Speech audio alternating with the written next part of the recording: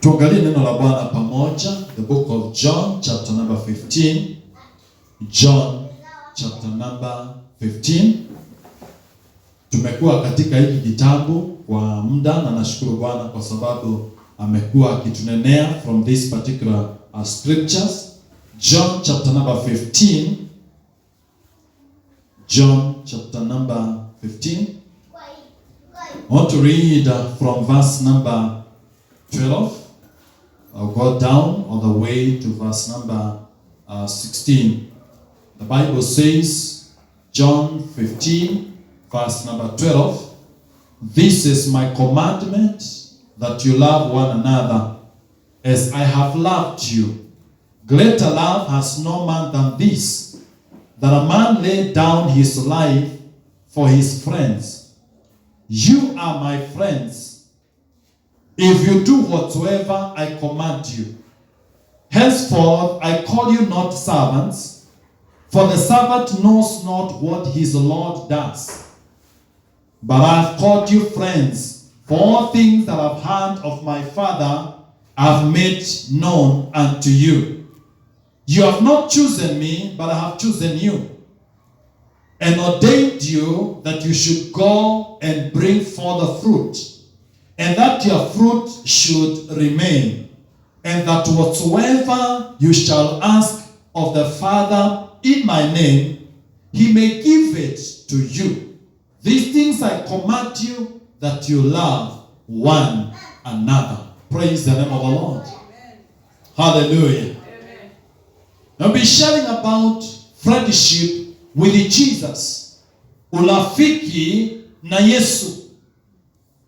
Na hapa maandiko ambayo tumesoma, Yesu ananena na wateule, ananena na mitume, na anawaeleza mambo ambayo ni ya muhimu sana. Na anawaeleza jambo la kwanza ni kwamba wao wanapoendelea katika uhusiano wao, wako na a command, wako na agizo ambalo wamepokea kutoka kwa Bwana, na amewaambia, I command you, a new commandment I'm giving you. And the new commandment is that you love one another. Lakini anaendelea kuambia, lakini mnapofanya vile, eleweni that greater love has no man than this, that a man may lay down his life for his friends. Then he continues now and he tells them, now in verse number 14, that you are my friends if you do whatsoever I command you.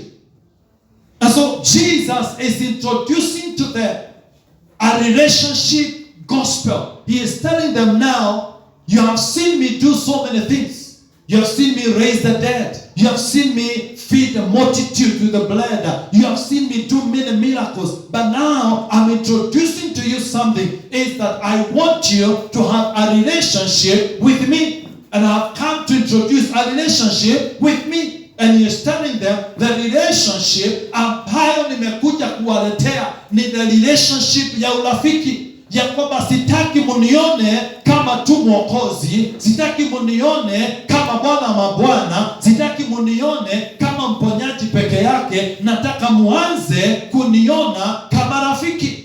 Praise the name of the Lord. Amen. And it is important to understand, rafiki ni yule mtu ambaye amejitolea ya kwamba akapate kuwa na uhusiano na wewe, liwe liwalo, kuwe ni kuzito ama kuwe ni rahisi, ya kwamba atakuwa pamoja na wewe, na kwamba amejitolea, amefanya uamuzi kutoka ndani ya moyo wake ya kwamba huyu nitasimama na yeye, sio kwa sababu kuna kitu ambacho nitapokea kutoka kwake, lakini ni kwa sababu ninataka kuwe na uhusiano. Praise the name of the Lord. And so Jesus is telling them, now what I want you now to do is to have a relationship with me, and the relationship is the relationship of friendship. Nataka tuwe marafiki. Amen. Praise the name of the Lord. Amen. Then it's important, and we have said it, ya kwamba in a friendship relationship, kila mmoja ako na sehemu yake katika ule uhusiano. Kila mmoja kuna kile ambacho anafaa kukitenda. Hawezi kuwa na rafiki ya kwamba kila wakati ni kupokea kutoka kwako na hakuna kitu unapokea kutoka kwake. Urafiki ni lazima kuwe wewe unatoa unapokea, there is the responsibility of every person in the relationship. Praise the name of the Lord. And so when Jesus is telling them in verse number 14, you are my friends, he is simply saying, both of us, we have a responsibility. Kila mmoja wetu kuna jukumu ambalo tunafaa kujukumika. Tunakuwa na majukumu katika ule uhusiano. Na ameanza in verse number 13, amesema as the master, kama mimi mwokozi wenu, kuna kitu ambacho nimetenda. Amesema in verse 13 ya kwamba greater love has no man than this, that a man may lay down his life for his friends. And he is referring to himself.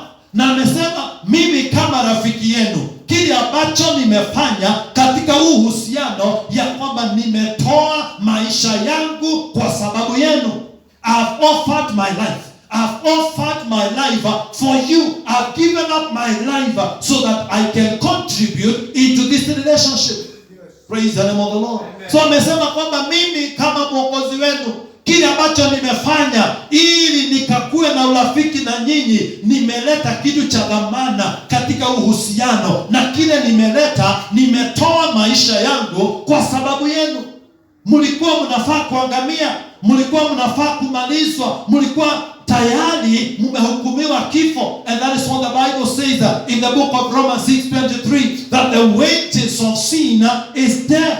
Praise the name of the Lord. And so Jesus is telling them, all of you, you have been condemned to die. You have been sentenced to death.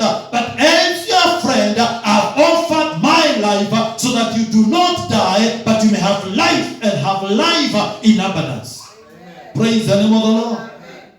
Then Jesus is coming closer and he's telling them, I have done it. I have done my part. One of these days I'm going to go to the cross and I'm going to die. I will shed my blood so that you can be redeemed, so that you can be delivered, so that you can be forgiven, so that you can have a hope of eternal life. Amen. Praise the name of the Lord. He's telling them, hivi karibuni naenda msalabani, nitatoa maisha yangu pale, nitamwaga damu yangu pale, ili ya kwamba ile damu ikakue ni sadaka, ikakue ni dhabihu mbele za Mungu, ya kuwafungulia mlango wa kuingia katika hazina za Mungu, ya kwamba ikawafungulia mlango wa kuingia katika ufalme wa Mungu. But then he is telling them now, I've done and I'm going to fulfill my part, but for you, you have a responsibility. Praise the name of the Lord. I want to tell us today, Jesus have done his part of the bargain. Yeye kazi yake amefanya katika uhusiano, na hatutamngojea akuje kutenda, ashatenda. Wakati alienda pale msalabani na akatoa maisha yake, he did his part of the bargain. Alitoa sehemu yake na alifanya sehemu yake katika uhusiano. And then he is saying, because I love you, and greater love has no man than this, that a man may lay down his life for his friends. Because I have loved you as my friends, I have laid down my life. But verse 14, sasa nawaambia ya kwamba you are my friends, but this is a responsibility for you. Anasema you are my friends. Biblia yangu imeweka koma pale. And he continued to say, if you do whatsoever I command you. This is our responsibility. Jesus have done his part. But then he is saying, for us to enjoy the relationship of friendship with Jesus, there is something we must do. And what is it that we must do? He is saying, we must do whatsoever he commands us. Ni lazima tukubali kutenda yale yote ambayo ametuamuru. So Jesus is saying, for you to remain to be my friends, you must do whatsoever I command you. Amen. There are commands that Jesus have given. No, many of the times when we talk about commands, we talk about the 10 commandments. But understand, when Jesus came, And he was actually asked this question. Na akaulizwa, je, umekuja kumaliza mambo ya sheria? Umekuja kumaliza about the law? He said, no, I did not come to destroy the law, but I came to strengthen it. Praise the name of the Lord. In other words, he said, I came now to give you a better version of what you have been doing there before. And so he started now giving other commands. Praise the name of the Lord. He was building on the 10 commandments, but now he is bringing something that now we can now understand in a different perspective. And so Jesus is saying, if you want to remain to be my friend, you must be ready to do whatsoever I command you. Praise the name of the Lord. Hallelujah. How many want to remain friends with Jesus? This is what you need to do. You must do whatsoever he commands you. Bwana asifiwe sana. Hallelujah. Now I been looking into this scripture, and there is a very good part of this scripture ambayo huwa tunaipenda sana. Pale mstari wa 16. And we like, and when we are praying, tunapenda kusema hii, oh Bwana umesema that whatsoever we ask you we ask the Father in the name of Jesus, that you're going to give us. And I want to encourage us that God is committed to give unto us whatsoever we ask in the name of Jesus. What else is that? He is committed. But for him to do, Jesus is taking us. Now in verse 14, he is telling us, for you to qualify to ask anything to the Father in my name, and that the Father may do it unto you, there is something that you must do. And what is it? You must do whatsoever I command you to do. Amen. Praise the name of the Lord. Amen. You must do whatever I command you to do. Right from the book of Matthew chapter 1 all the way, the full gospel, to now so many commands that Jesus is giving us. Let's look at some of these commands so that now we understand the things that Jesus is saying, that you are my friends if you do whatsoever I command you. Now, what are these commands? Look at where we are, the scripture that we were reading, the last verse that we read. Says in verse number 17, it says, these things I command you, that you love one another. That is the first commandment, loving one another. And you have actually, that's the same in verse number 12. He is saying, this is my commandment, that you love one another. And the love he is talking about here, sio upendo wa kawaida, ni upendo ya kwamba you love the other person regardless of how they are. Praise the name of the Lord. Ya kwamba hautanipenda kwa sababu sura yangu inapendeza. Hautanipenda kwa sababu suti yangu inapendeza. Hautanipenda kwa sababu sauti yangu inapendeza. Utanipenda kwa sababu utanipenda. Praise the name of the Lord. Sio ya kwamba utanipenda kwa sababu tukimaliza ibada nitakupatia kikombe ya chai. Hautanipenda kwa sababu wiki inayokuja tutakutana mahali pengine tukule nyama choma pamoja. Utanipenda kwa sababu unanipenda. Praise the name of the Lord. And this is what Jesus is saying. Love one another.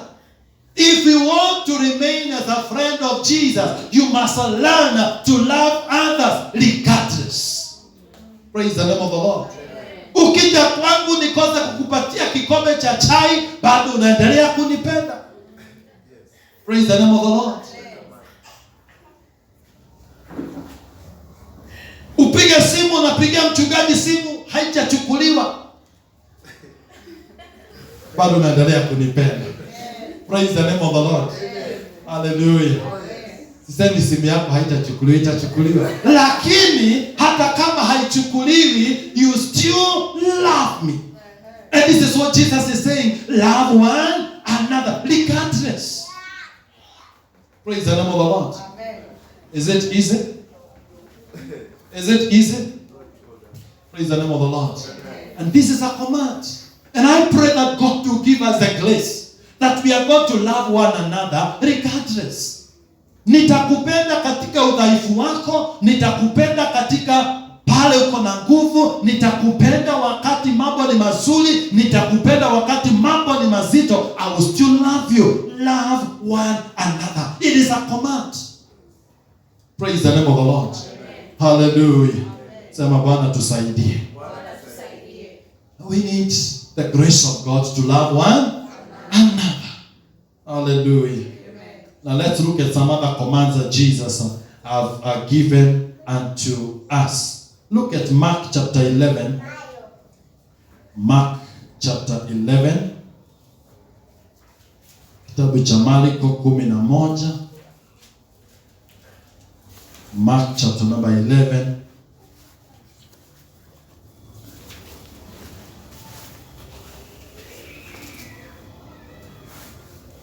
Verse number 25. Mark chapter 11 verse 25. Maandiko inasema, when you stand praying, forgive if you have aught against any, that your Father also which is in heaven may forgive you your trespasses. But if you do not forgive, neither will your Father forgive which is in heaven. Forgive your trespasses. This is a command that you forgive. Abia jirani yako forgive. Abia moyo wako forgive. Praise the name of the Lord. Amen. Maisha ambayo tunaishi katikati ya watu.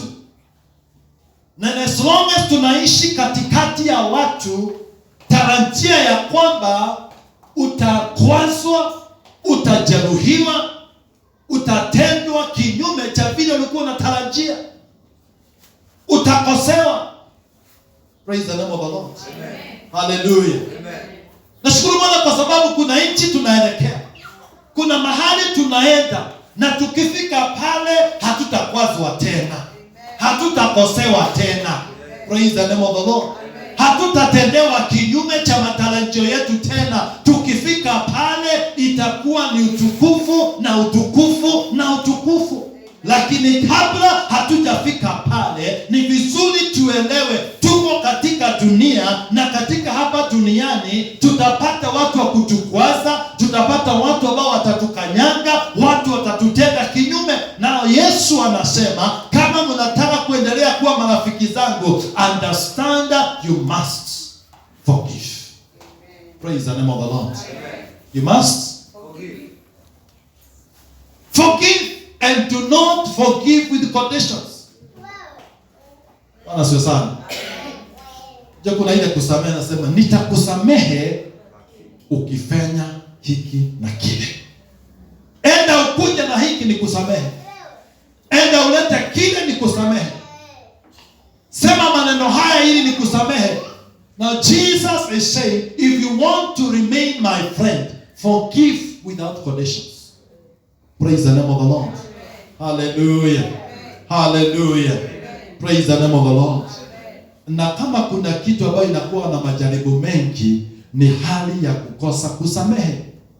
Kwa sababu utakosewa mara mingi, na ule uchungu utakuwa ndani yako, na hasa yule ambaye amekukosea, ukimwona unasikia hapana, I wish huyu mtu angekufa. Praise the name of the Lord. Ya kwamba nikesikia ya kwamba so and so ameaga, badala ya kuomboleza ninafurahi. Please, you need to forgive. Praise the name of the Lord. Hallelujah. Ukijipata ya kwamba you have been held in such a situation, ya kwamba mtu fulani unasema nilimsamehe, lakini ukisikia ni kama kwa mgonjwa, ndani yako kuna kafuraha kingine, tayari elewa mpendwa, haujasamehe. And you are destroying your relationship with Jesus, because Jesus is saying, if you want to remain my friend, you must forgive others. Yeah. Praise the name of the Lord. Amen. When you forgive, then you are able to do other commands that Jesus talks about. And I pray that God will give us the grace to forgive. Amen. Hallelujah. Ya kwamba tukitendewa mabaya, tukitendewa madhambi, tukikosewa, watu wakitukanyanga, ya kwamba we still look unto them and say, we have forgiven you. Praise the name of the Lord. Amen. I've been there and I know. Nimekozwa mara mingi, nikakanyagwa mara mingi, na nikajaribiwa kusema sitasamehe, lakini Mungu akanikumbusha, you must forgive. Praise the name of the Lord. And I pray that all of us, we will learn to forgive regardless. It is a command that Jesus has given us. If we want to remain a friend of Jesus, we must learn to forgive others. Bwana asifiwe sana. Commandment number 3. Look into the book of Matthew. Book of Matthew. Matthew chapter 4. Chapter 5, sorry. Inabatana na hii ambao tumesema hapa. Matthew chapter 5. And I know this is not easy because I've also been there and I know it is not easy. But it is a command that Jesus has given us. Matthew chapter 5. Verse 44. Matthew chapter 5 verse 44. Matthew 5:44, the Bible says, but I say unto you, love your enemies, bless them who curse you, do good to them who hate you, and pray for them which despitefully use you and persecute you. Praise the name of the Lord. Amen. But I say unto you, love your enemies. Bless them who curse you. Do good to them who hate you. And pray for them which despitefully use you and persecute you. Praise the name of the Lord. Amen. This is a command. Love your enemy. Who is your enemy? Yule ambaye akipatiwa nafasi angemaliza maisha yako ni adui yako. Yule ambaye akipata kitu ambacho kitakumaliza, kikuondoe hapa duniani, asikuone tena, ni adui yako. Maandiko inasema kwamba Yesu anatupatia a command, love your enemy. Yule ambaye angetaka uangamie, yule ambaye hangetaka maisha yako ifaulu, yule ambaye hangetaka uendelee, maandiko inasema umpende. Love your enemy. Bia moyo wako, my soul. My soul. Love your enemies. Praise the name of the Lord. Love your enemies. And then he says, not only that, those who curse you, bless them. Wanaokulaani wakisimama wanasema wewe hautawahi saidika, wewe hauwezi kaendelea, wewe ni mmoja wa wale ambao watafilisika, wewe hautakuwa na mwelekeo. Maandiko inasema wanapokusema yale, kama wewe ni rafiki na ukitaka kuishi na urafiki na Yesu, ya kwamba wanaokulaani uwabariki. Praise the name of the Lord. Those who curse you, speak a blessing unto them. Waambie, God bless you. May you prosper. May it be good with you. May you be in good health. Praise the name of the Lord. Hallelujah. Amen. Na naendelea kusema, do good to those who hate you. Wanaokuchukia watende mema. Wanaokuchukia ya kwamba hawangetaka kukuona, watende mema. Praise the name of the Lord. Do good to those who hate you and pray for them that use you. Kuna wale ambao wanakutumia vibaya.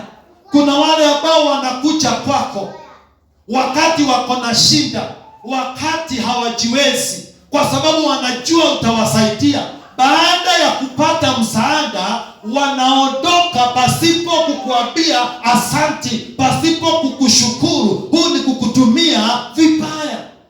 Praise the name of the Lord. Amen. Na Yesu anasema wanaokutumia vibaya usiwalaani, waombee. Praise the name of the Lord. Amen. wanaoona ya kwamba sasa tayari wamefika, na ili hali walikanyanga mabega yako ili wafike pahali wamefika. Maandiko inasema usiwalaani. Kama wewe unataka kuendelea kuwa rafiki wa Yesu, wanaokutumia vibaya waombee mazuri. Pray for those who use you despitefully, wanaokutumia vibaya. Pray for them. Praise the name of the Lord. Hallelujah. Amen. But what normally happens to us when somebody uses you, anakutumia vibaya, kile ambacho inakuja ndani ya moyo wako ni ya kwamba unataka kumlaani, ya kwamba asisaidike milele, mambo yake ifilisike. Praise the name of the Lord. I'll be there and I know.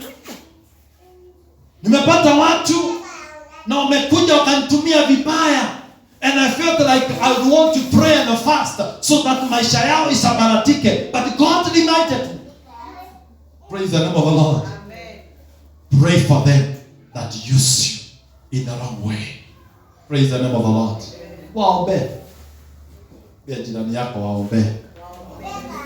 Na kama wewe hautatumiwa vibaya, tafadhali shukuru Mungu. Lakini ujue kuna uwezekano kabla Yesu arudi, kuna watu watakutumia vibaya.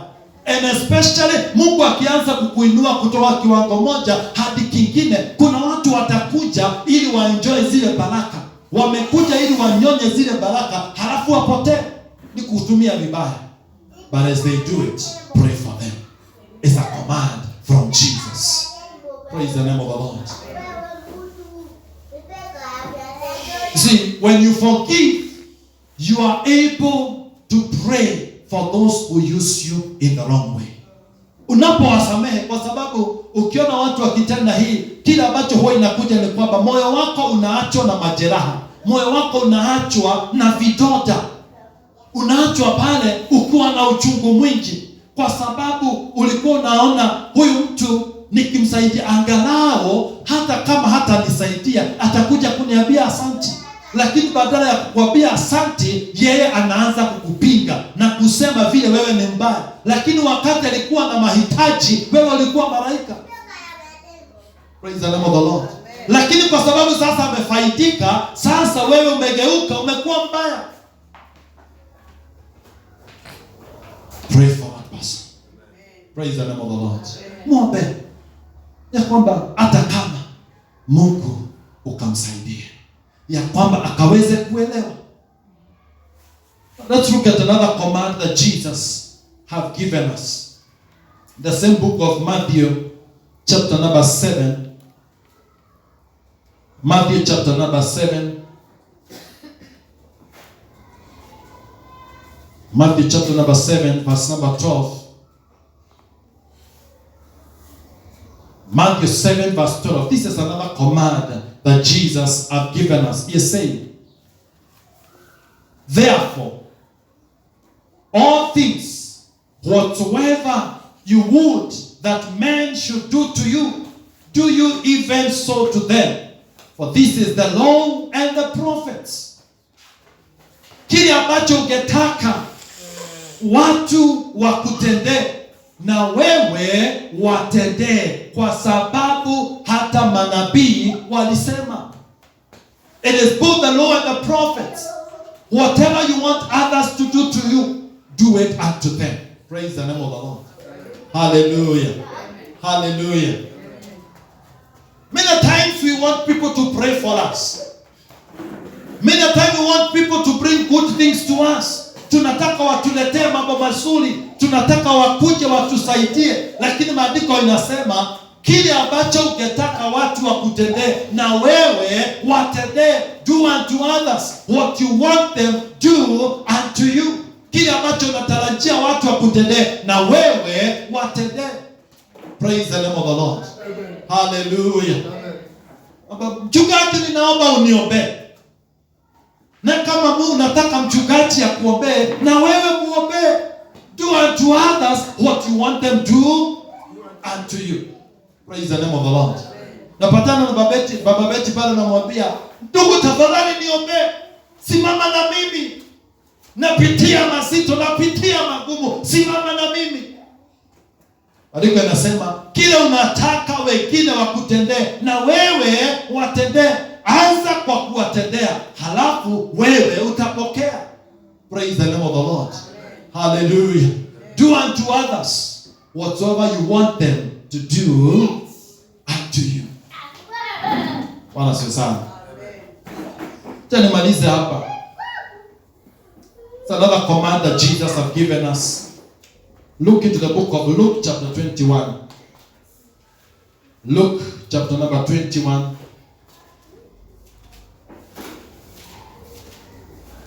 Luke 21. There are so many commands that Jesus has given us. We may not be able to go all through of them.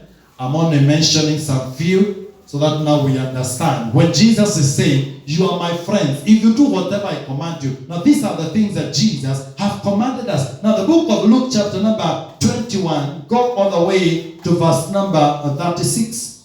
Luke 21 verse number 36.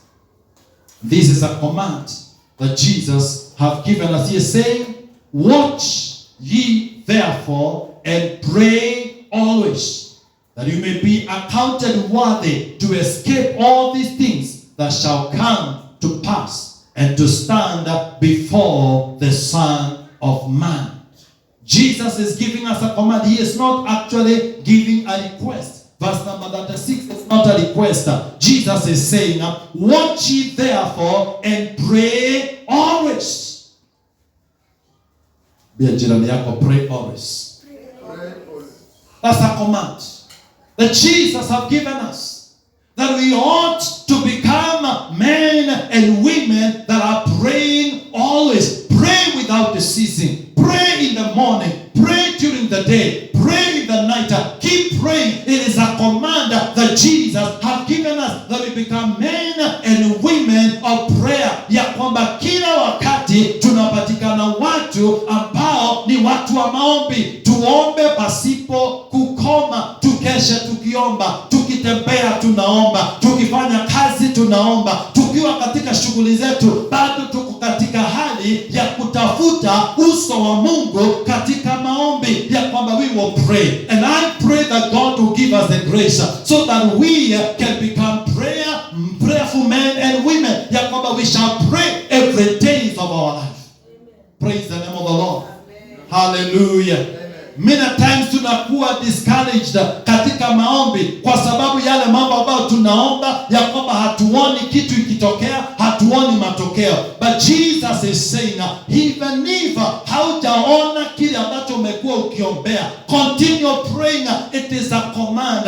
Usikome kuomba na usiruhusu shetani akugandamize na kumalize nguvu katika kukosa kuomba. Continue praying, my brother. Continue praying, my sister. Pray and keep praying. Praise the name of the Lord. Amen. Hallelujah. Amen. May the Lord help us to become prayerful. Ya kwamba we shall pray and we'll continue to pray. Amen. Hallelujah. Amen. Praise the name of the Lord. Amen. So I was saying the other day that God was challenging me, that I had thought I was really praying. No, unajua sometimes unapoomba unaangalia zile dakika umeomba, unaona umeomba sana. Umefanya your 1 hour in prayer. Na unaona, surely I have really done a lot. Praise the name of the Lord. Amen. And sometimes we are even tempted kuambia Mungu, si unaona vile nimeomba. Si umeona nimemaliza 1 hour nikiomba. But God was asking me this question. Do you count how many hours you spend on your phone or even watching your favorite program when you're watching the news? Na nikagutua, my family knows ikifika ni wakati wa news niko pale. Sitakai kupitwa na news. Na sijuangi, na kuna vipindi zingine zinakujaga za news analysis. I will not want them to pass by. Na sometimes inachukua 1 hour. Na ninaona ni kama ni dakika 5. Lakini nikiomba 1 hour, ninaambia Mungu, si unaona vile nimeomba a very long time. Praise the name of the Lord. But when I'm watching that program, ninaona ni kama ni dakika 5 zimepita. And God was challenging me. Now we need to change our attitude concerning prayer. We need to continue to pray and keep praying and keep praying and keep praying. Amen. Praise the name of the Lord. It is a command that Jesus has given us. And I encourage you, my brother, my sister, please pray and pray and keep praying. Don't be discouraged in your prayers. Continue to pray. The more you pray, the more the Spirit of God will lead you to pray even more. Wakati mwingine kuna mtu aliniuliza swali, sasa nawezaje kuomba 1 hour? Ni nini hii nitakuwa nikiongea? Nikamwambia, the more you pray, the more the Spirit of God will help you to pray. But you need to have an attitude, ya kwamba I want to pray, so that now the Spirit of God can help you in prayers. Hallelujah. Amen. Praise the name of the Lord. And I pray for you that God will give you the grace of prayer. That God will give you the grace to pray. In the name of Jesus Christ. Where you have been discouraged in your prayer life, we rebuke that discouragement in Jesus' name. And receive the grace to pray. Receive the grace to pray. Rise up on Monday and pray. Rise up on Tuesday and pray. On Wednesday, rise up to pray. On Thursday, rise up to pray. Continue praying in the day. Continue praying in the night. Keep praying, keep praying, keep praying, my brother. In the name of Jesus Christ. Amen. Hallelujah. It is a command from our friend to pray. Praise the name of the Lord. Amen. Hallelujah. Amen. The last command I want to talk about here is Matthew chapter 6. Matthew chapter 6. Inabatana pia as you pray. Matthew 6. Matthew chapter number 6. Look at number 33 and 34. Matthew 6, 33 and 34. The Bible says, Matthew 6, 33, 34, but seek you first the kingdom of God and his righteousness, and all these things shall be added unto you. Take therefore no thought. Other version says, do not worry about the future. Take therefore no thought for the tomorrow. That is, don't worry about the future. For tomorrow shall worry for the things of itself. Sufficient unto the day is the evil thereof. Praise the name of the Lord. Mambo mawili hapa Yesu anasema ya kwamba as you pray, this is the direction. Seek first the kingdom of God and his righteousness. Utafute ufalme wa Mungu kwanza. Unapoomba, kile ambacho unastahili kuwa unazingatia zaidi ni kutafuta ufalme wa Mungu kwanza. Ni kutaka kuelewa Mungu anasema nini, anataka nini, anaongea nini, ni maagizo gani anapeana. You are seeking first the kingdom of God and his righteousness. And then as you pray, he is saying in verse number 34, do not worry. Hallelujah. Amen. Do not worry. Be jirani yako, don't you worry. Mwambie cast out worry. Cast out worry. Hallelujah. Amen. Don't worry about tomorrow. We do not know what is going to happen tomorrow, but what Jesus is telling us, don't worry about tomorrow. Or what we need to do is to seek his kingdom first and his righteousness, and not to worry about tomorrow. That is a command from our Savior, from our friend Jesus Christ. Seek first the kingdom of God and don't you worry about tomorrow. Hallelujah. And I came to tell you, my friend, don't you worry. Don't you? Because tomorrow is in his hands. He knows about your future. He knows about where you are going. Praise the name of the Lord. We do not know what is going to happen in 2022, 2025 if Christ tarries. But Jesus is saying, don't you worry, because the future is in the hands of our God. And if we can only trust him, he is going to usher us into the future that is led and guided Praise the name of the Lord. Nataka tusimame in his presence. Don't you worry about tomorrow. Pray and keep praying. Keep praying, keep praying. In the name of Jesus. Hallelujah. Hallelujah. Father, we thank you. And Father, we give you glory. We thank you for speaking to us. We thank you for ministering to us. We thank you for allowing us to know of what you desire of us. That is your friends, their commands that you have given us, O Lord. We pray that you're going to help us even to do these commands in the name of Jesus. Release that grace to each and every one of us even to do these commands that you have commanded us. We honor you, Father, and we exalt you. In Jesus' name we have prayed. In Jesus' name we have prayed. Amen. You can celebrate Jesus in the name of the Lord Jesus. Celebrate